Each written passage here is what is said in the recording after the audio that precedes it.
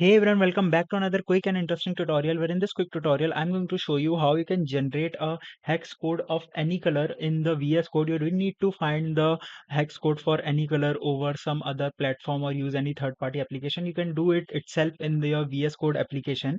Now to do that, all you need to do is to just simply, for example, in a tag. Now under this tag, all you need to do is to just simply create a new color tag.